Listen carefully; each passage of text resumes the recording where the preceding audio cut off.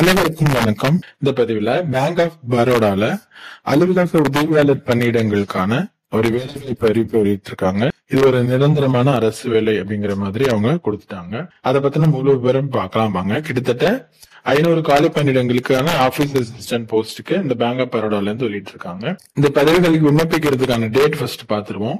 3/5/2025 இருந்து 23/5/2025 மே மாதம் 23ஆம் தேதி வரைக்கும் நீங்க அப்ளை பண்ணிக்கலாம். மொத்த காலி பணியிடங்கள் 500.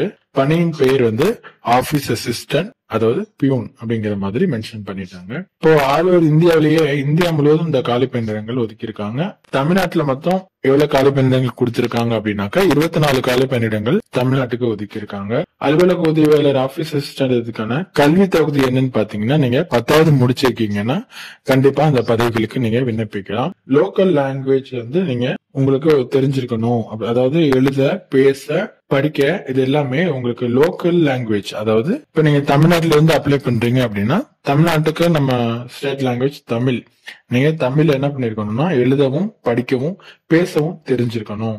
அப்படிங்கிற மட்டும்தான் அப்ளை பண்ணிக்க முடியும் அப்படின்னு சொல்லிட்டு அவங்க சொல்லியிருக்காங்க. இதற்கான வயது வரம்புன்னு பாத்தீங்க அப்படின்னா 18 வயது குறைந்தபட்சமாகவும் அதிகபட்ச வயது 26 வயது அப்படிங்கிற மாதிரி அவங்க கொடுத்திருக்காங்க. இந்த பேங்க் ஆஃப் பரோடாவில் இருக்க ஆபீஸ் அசிஸ்டன்ட்டுக்கான சம்பள விகிதம் என்னன்னு பாத்தீங்கன்னாக்க 19,500 இருந்து 37,815 ரூபாய் வரைக்கும் உங்களுக்கு இதற்கான சம்பள விகிதம் கொடுக்குறாங்க. மற்றபடி 10வது நீங்க பாஸ் பண்ணிருந்தீங்கன்னா கண்டிப்பா அப்ளை பண்ணிக்கலாம். இந்த இதுக்கு சேலரியை தெரிஞ்சுக்கிட்டீங்க. நீங்க ஒரு இந்தியனா இருக்கணும் கண்டிப்பா. இதற்கான வயது வரம்பு பொதுவானது 18 இருந்து 26 இருந்தாலும் வயது தளர்வும் கொடுத்திருக்காங்க பாருங்க. SC ST கேண்டிடேட்ஸ்க்கு 5 வருடங்களும், OBC NCL கேண்டிடேட்ஸ்க்கு 3 வருடங்களும், BWT கேண்டிடேட்ஸ்க்கு 10 வருடங்கள் அப்படின்னு சொல்லிட்டு இது அரசு கொடுக்கிற ஒரு பொதுவான வயது தளர்வு. இந்த வயது தளர்வையும் நீங்க செக் பண்ணிக்கிட்டு அதுக்கேற்ற மாதிரி உள்ளவங்க கண்டிப்பா அப்ளை பண்ணிடுங்க. 10th குவாலிபிகேஷன்னால நிறைய பேர் கண்டிப்பா இதுக்கு நீங்க ட்ரை பண்ணலாம். இந்த விண்ணப்பிப்பதற்கான அப்ளிகேஷன் ஃபீஸ் நம்ம பாத்துடலாம். அப்ளை பண்றதுக்கான fees general category, EWS, OBC இவங்களுக்கெல்லாம் 600 ரூபாய் அப்ளிகேஷன் ஃபீஸும், மற்ற கேண்டிடேட்ஸ் அதாவது SC ST BWBD எக்ஸர்விஸ்மேன் அப்படின்னு சொல்லிட்டு மற்றும் பெண்களுக்கு அப்ளிகேஷன் ஃபீஸ் 100 ரூபாய் தான் அப்படிங்கிற மாதிரி விண்ணப்ப கட்டணம் எவ்வளவு அப்படிங்கறது சொல்லிட்டாங்க. பிளேஸ் ஆஃப் போஸ்டிங் உங்களுக்கு தமிழ்நாட்டிலே இருக்குங்க. இதுக்கு தேர்வு செய்யும் முறை என்ன அப்படின்னு பாத்தீங்கன்னாக்க உங்களுக்கு ஒரு ஆன்லைன் டெஸ்ட் இருக்கும்.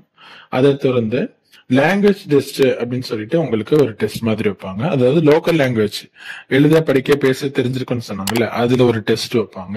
அதெல்லாம் கரெக்டா தெரியுதான்னு சொல்லிட்டு நீங்க ஆன்லைன் எக்ஸாம் கம்ப்ளீட் பண்ணிட்டீங்க அப்படின்னா அது உங்களுக்கு ஈஸியா போயிடும். ஆன்லைன் டெஸ்ட்டுக்கு எப்படி இருக்கும் அதுக்கான சிலபஸை நம்ம இந்த வீடியோல சுருக்கமா பாத்திரலாம். நீங்க நோட்டிபிகேஷன் பாத்தீங்கன்னா அந்த சிலபஸ் தெரிஞ்சுக்க முடியும். இப்ப நான் ஸ்கிரீன்ல காட்டுறேன் பாருங்க. டெஸ்ட்ல 4 விதமான இது படிக்கணும். நாலேஜ் ஆஃப் இங்கிலீஷ் லாங்குவேஜ், அது 25 கொஸ்டின்ஸ்க்கு 25 மார்க்குக்கு கேட்பாங்க. அடுத்து general awareness, same 25 கொஸ்டின்ஸ்க்கு 25 mark. Elementary arithmetic, அதுவும் 25 கொஸ்டின்ஸ்க்கு 25 mark. Psychometric test reasoning 25 கொஸ்டின்ஸ்க்கு 25 mark. இது நாலேஜ் ஆஃப் இங்கிலீஷ் லாங்குவேஜ் தவிர மற்றதுல நீங்க தமிழ்ல கூட படிச்சுக்க முடியும். அடுத்து ஓவராலா உங்களுக்கு 100 கொஸ்டின்ஸ் 100 மார்க்குக்கு கொடுக்குறாங்க. 80 நிமிஷம் நீங்க எக்ஸாம் எழுதலாம். இதுல நான் ஒரு சந்தோஷமான விஷயம் என்ன சொன்னேன் அப்படின்னாக்க மீடியம் ஆஃப் எக்ஸாமினேஷன் அவங்க ஒதுக்கி இருக்காங்க. எந்தெந்த லாங்குவேஜ்ல மொழிகள்ல நீங்க தேர்வு எழுதலாம் அப்படின்னு சொல்லிட்டு தமிழ்நாட்டுக்கு பாத்தீங்க அப்படின்னா இங்கிலீஷ், ஹிந்தி மற்றும் தமிழ் அப்படின்னு சொல்லிட்டாங்க. நீங்க தமிழ்லயே இந்த எக்ஸாம் எழுதிக்கலாங்க. இந்த 10th தகுதி இருக்கிறதுனால அவங்க தமிழ்ல தான் வைக்கிறாங்க.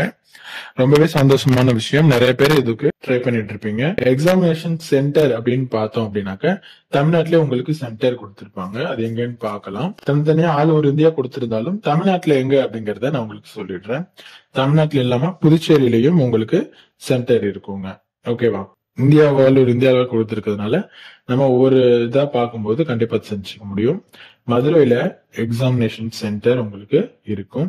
அடுத்து வேலூர், விருதுநகர்ல எக்ஸாமினேஷன் சென்டர் இருக்கும். சேலம்ல உங்களுக்கு எக்ஸாமினேஷன் சென்டர் இருக்கும். நெக்ஸ்ட் சென்னையில உங்களுக்கு எக்ஸாமினேஷன் சென்டர், கோயம்புத்தூர்ல சென்டர் போட்ட மாதிரி கொடுக்கல. அப்புறம் திருச்சி, அப்புறம் திருநெல்வேலி. இந்த பேங்க் ஆஃப் பரோடாவோட ஆபீஸ் அசிஸ்டன்ட் போஸ்ட்டுக்கு கண்டிப்பா அப்ளை பண்ணுங்க.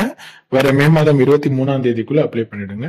இந்த நோட்டிபிகேஷனையும் அப்ளை பண்றதுக்கான லிங்க்கும் டிஸ்கிரிப்ஷன்ல இருக்கும். நோட்டிபிகேஷனை தரவா படிச்சுட்டு அப்ளை பண்ணுங்க. எந்த ஒரு சந்தேகமா இருந்தாலும் கீழே கமெண்ட் பண்ணுங்க. கண்டிப்பா நாங்க உங்களுக்கு ரிப்ளை கொடுப்போம். நீங்க தெரிஞ்சுக்கிட்டு அப்ளை பண்ணுங்க. இதுல எது சந்தேகம் இருக்கு அப்படின்னு சொல்லிட்டு நீங்க பாட்டுல விட்டுறாதீங்க. எதுனாலும் கேளுங்க. உங்க நண்பர்களுக்கு இந்த வீடியோவை ஷேர் பண்ணுங்க. அவங்களுக்கும் பயனுள்ளதா இருக்கும். தேங்க்யூ.